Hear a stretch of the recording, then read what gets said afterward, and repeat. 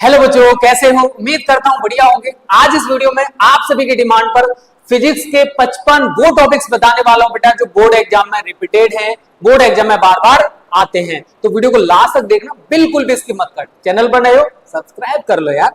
चलिए, तो भाई पहले चैप्टर से क्या क्या पूछा जाएगा बोर्ड एग्जाम 2027 में? तो बेटा कूलाम का नियम इंपॉर्टेंट है। आई थिंक गलती से आप लोगों ने पढ़ लिया हो, आई डोंट नो। एफ बराबर 9 इंटू 10⁹ Q1 Q2 बटे आर स्क्र।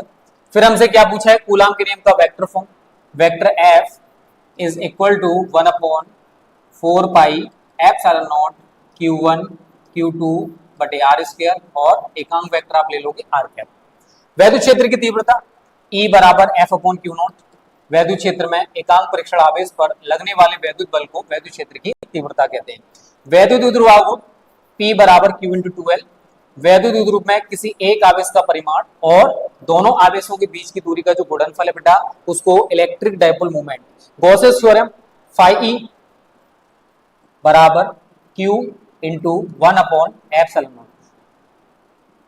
कोई बिंदु आवेश किसी बंद पृष्ठ के अंदर रखा हुआ है, तो उसका 1/ε0 गुना, या किसी बंद पृष्ठ से गुजरने वाला वैद्युत फ्लक्स उस पृष्ठ से घिरे हुए कुल आवेश का 1/ε0 गुना होता है। ये है बेटा हमारी गॉस की प्रमेय। तो ये सारे के सारे क्वेश्चंस किस चैप्टर के बेटा? पहला चैप्टर, आई थिंक गलती से पढ़ रखा हूं। ये कुछ क्वेश्चंस हम लोगों ने सेकंड चैप्टर से उठाए हैं। वैद्युत विभव V बराबर W/Q0। एकांक परीक्षण आवेश को अनंत से, कहां से बेटा? अनंत से वैद्युत क्षेत्र में किसी बिंदु तक लाने में जितना कार्य करना पड़ता है, उसे क्या कहा जाता है उस बिंदु पर? वैद्युत विभव। अब इलेक्ट्रॉन वोल्ट क्या है? तो देखो, कभी कभी ये भी पूछ लिया जाता है कि इलेक्ट्रॉन वोल्ट किस राशि का मात्रक है। तो बेटा इलेक्ट्रॉन वोल्ट ऊर्जा का, देखकर नहीं लग रहा ना ऊर्जा का है, बट ये ऊर्जा का एक छोटा मात्रक है। और एक इलेक्ट्रॉन वोल्ट में 1.6 इंटू 10⁻19 जूल के इक्वल होता है, बराबर होता है। विभव प्रवणता, तो वैद्युत क्षेत्र में दूरी के साथ विभव परिवर्तन की दर को विभव प्रवणता कहा जाता है। और वैद्युत क्षेत्र की तीव्रता और विभव प्रवणता में ये रिलेशन होता है माइनस विभव प्रवणता, या आप इसकी जगह पर -ΔV/ΔX लिख सकते हो। ठीक है, क्या लिखा जा सकता है? -ΔV/ΔX। अगला क्या भी? समांतर प्लेट संधारित्र की धारिता, और इसका व्यंजक भी बोर्ड एग्जाम में पूछा जाता है। तो समांतर प्लेट संधारित्र की धारिता क्या होता है बेटा? C बराबर Q/V। ठीक है, इसका मतलब क्या है? संधारित्र की किसी एक प्लेट पर आवेश और प्लेटों के बीच उत्पन्न विभवांतर के अनुपात को क्या कहा जाता है? समांतर प्लेट संधारित्र की धारिता। और इसका व्यंजक क्या होता है? C बराबर ε0 Ka/d। तो बोर्ड एग्जाम के लिए देखो, जो जो क्वेश्चंस इंपॉर्टेंट है बेटा, वो सारे मैं आपको बता रहा हूं। इनको तो आप ऐसे तैयार कर लेना। अरे सर, बाद में ये ना बोलो कि मैंने आपको बताया नहीं, मतलब घोल के पूरी तरह से पी लेना भाई। ठीक है, और एक प्यारा सा कोट है, मुझे लग रहा है आप लोगों के साथ शेयर किया जाए बेटा। यूं ही नहीं मिलता कोई मुकाम, यूं ही नहीं मिलता कोई मुकाम, उसे पाने के लिए चलना पड़ता है, उसे पाने के लिए चलना पड़ता है। इतना आसान नहीं होता कामयाबी का मिलना, इतना आसान नहीं होता कामयाबी का मिलना, उसे पाने के लिए किस्मत से भी लड़ना पड़ता है। तो ऐसे ही बेटा कामयाबी नहीं मिलेगी, मेहनत आपको करना पड़ेगा। ठीक है, तो सेकंड चैप्टर के कुछ क्वेश्चंस हैं जो बोर्ड एग्जाम में आ सकते हैं। धारा घनत्व और अनुगमन वेग में संबंध, तो J बराबर होता है बच्चा NEVD। और एक और चीज मैं आपको देखो बता दूं, अगर हमसे केवल और केवल कोई रिलेशन पूछा गया है, केवल और केवल कोई व्यंजक या संबंध पूछा गया है, तो हमें वहां पर सारी चीजें बतानी पड़ेगी। J क्या है यहाँ पर? धारा घनत्व। स्मॉल n क्या है? प्रति एकांक आयतन में मुक्त इलेक्ट्रॉन की संख्या। E क्या है? इलेक्ट्रॉन पर आवेश। VD क्या है? अनुगमन वेग या फिर अपवाह वेग। स्क्रीनशॉट मत लो, इस नंबर पर मैसेज कर देना, तो आपको ये PDF फ्री ऑफ कॉस्ट मिल जाएगा। चलिए, गतिशीलता म्यू बराबर VD/E होता है। अभी मैं आपको बता दे रहा हूं सारी किताब के जितने इंपॉर्टेंट क्वेश्चंस हैं। अनुगमन वेग, विद्युत धारा और धारा घनत्व में संबंध। देखो, पहले आप विद्युत धारा और अनुगमन वेग में निकालोगे तो बेटा I बराबर क्या आएगा? NEAVD। और I/A क्या होता है? J। ठीक है, तो ये सभी में रिलेशन हो जाएगा। सेल के वैद्युत वाहक बल, टर्मिनल विभवांतर और आंतरिक प्रतिरोध में संबंध बताना, तो V बराबर E-IR।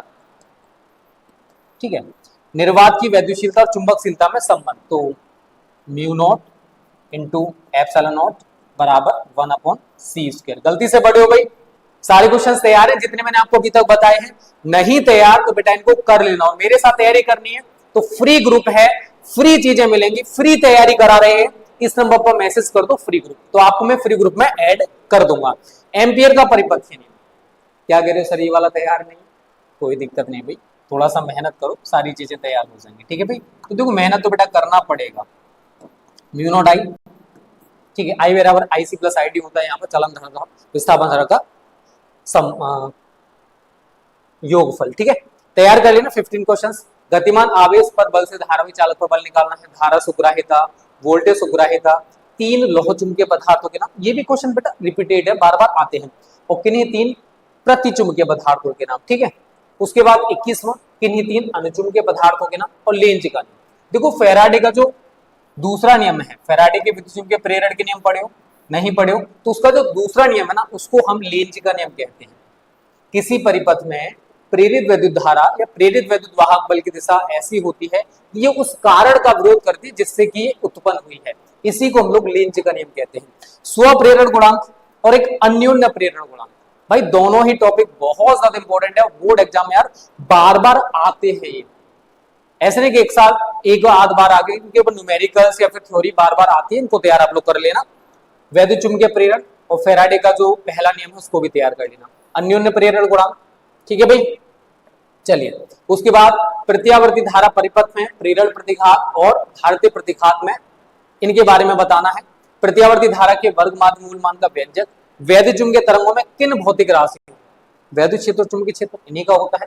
एम्पियर का मैक्सवेल परिपथीय नियम, वैद्युत चुंबकीय स्पेक्ट्रम में सबसे अधिक क्या होती है, सबसे बड़ी तरंगदैर्घ्य की तरंग का नाम रेडियो तरंग है और सबसे छोटी तरंगदैर्घ्य की तरंग का नाम गामा किरण। जो वैद्युत चुंबकीय स्पेक्ट्रम होता है ना उसमें सबसे बड़ी तरंगदैर्घ्य की तरंग का नाम होता है रेडियो तरंग है और सबसे कम या सबसे छोटी तरंगदैर्घ्य की तरंग का नाम होता है गामा किरण। चलिए वैद्युत चुंबकीय तरंगें क्या है, इन तरंगों के अभिलक्षण हमको बताना बहुत इंपॉर्टेंट है भाई 2027 के लिए, इसको तो आप भूल के पी लेना। क्रांतिक कोण के बारे में पूछा गया, तो क्रांतिक कोण सघन माध्यम में बना वह आपतन कोण है जिसके लिए विरल माध्यम में अपवर्तन कोण 90 डिग्री होता है, पता है नहीं पता, गलत बात यार, n बराबर 1 sin c। अब याद आया थोड़ा बहुत या नहीं आया, चलो कोई दिक्कत नहीं भाई, ऑप्टिक्स को मैं ऐसे घोल के पिला दूंगा कि आप जिंदगी भर नहीं भूलोगे, टेंशन मत लो बिल्कुल भी। प्रिज्म के पदार्थ का अपवर्तनांक, तो n बराबर sine a plus delta m upon 2 बटे साइन a/2, ठीक है। ये प्रिज्म के पदार्थ का अपवर्तनांक का व्यंजक है, सूत्र है। परावर्तक दूरदर्शी की हमें दो विशेषताएं बतानी है, पूर्ण आंतरिक परावर्तन के बारे में बताने, इन पर टिप्पणी लिखनी है भाई, ठीक है। उसके बाद बेटा अगला क्वेश्चन, कला संबद्ध स्रोत, कलांतर और पथांतर में संबंध, फ्रिंज चौड़ाई के बारे में बताना है। प्रकाश का विवर्तन क्या होता है, आइंस्टीन का प्रकाश, भाई ये तो ऐसा क्वेश्चन है जो आने वाला है 2027 में, या तो इसका व्यंजक है न्यूमेरिकल कुछ ना कुछ जरूर आता है भाई। 1/2 m v स्क्वायर मैक्स बराबर h न्यू माइनस न्यू, ये आइंस्टीन का प्रकाश वर्ग समीकरण का व्यंजक है। चलिए दे ब्रोगली तरंग है, दे ब्रोगली तरंगदैर्घ्य, प्रकाश विद्युत उत्सर्जन अथवा प्रकाश विद्युत प्रभाव किसे कहते हैं। एनवी कक्षा में घूमते हुए इलेक्ट्रॉन का कोणीय संवेग कितना होगा, तो एमवीआर बराबर होता है बेटा NH/2π, अगर पढ़े हो तो बहुत अच्छी बात है, ठीक है, कोणीय संवेग रहता है एमवीआर। हाइड्रोजन परमाणु की स्पेक्ट्रम श्रेणियों के नाम, तो भाई कितनी श्रेणियां हैं, 5, लाइमन श्रेणी, बामर श्रेणी, पास्टन श्रेणी, ब्रैकेट श्रेणी और फुंड श्रेणी, ठीक है। तो हाइड्रोजन स्पेक्ट्रम की बेटे 5 श्रेणियां हैं और इन श्रेणियों के बारे में जो सबसे पहले बताया था वो वैज्ञानिक बामर ने बताया था, ठीक है। चलिए उसके बाद हाइड्रोजन की जो लाइमन श्रेणी है और जो बामर श्रेणी है, ये वैद्युत चुंबकीय स्पेक्ट्रम के किस भाग में हमको दिखाई देती है या पड़ती है, ये हमसे पूछा गया। उसके बाद हाइड्रोजन परमाणु में इलेक्ट्रॉन की मूल ऊर्जा स्तर में आयनन विभव कितना होता है, 1 AML, तो भाई एक atomic mass unit full form आती है 931 मिलियन इलेक्ट्रॉन वोल्ट ऊर्जा के बराबर होता है। बंधन ऊर्जा और नाभिक के स्थायित्व में क्या संबंध है, नाभिक की बंधन ऊर्जा से क्या तात्पर्य है भाई। उसके बाद नाभिक की द्रव्यमान स्थिति, पी टाइप अर्धचालक से क्या तात्पर्य है, उसमें आवेश वाहक, देखो पी टाइप है तो आवेश वाहक कोटर होते हैं, ठीक है, और एन टाइप अर्धचालक है तो इसमें आवेश वाहक आपके इलेक्ट्रॉन होते हैं।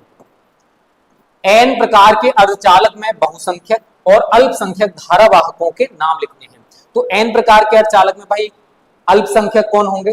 वोटर। और बहुसंख्यक क्या होंगे? इलेक्ट्रॉन। पीएन संधि डायोड में अवक्षय परत से क्या तात्पर्य है? तो मेरे को सारे बच्चे कमेंट करके बताना इन 55 में से बेटा आपको कितने क्वेश्चंस तैयार हैं।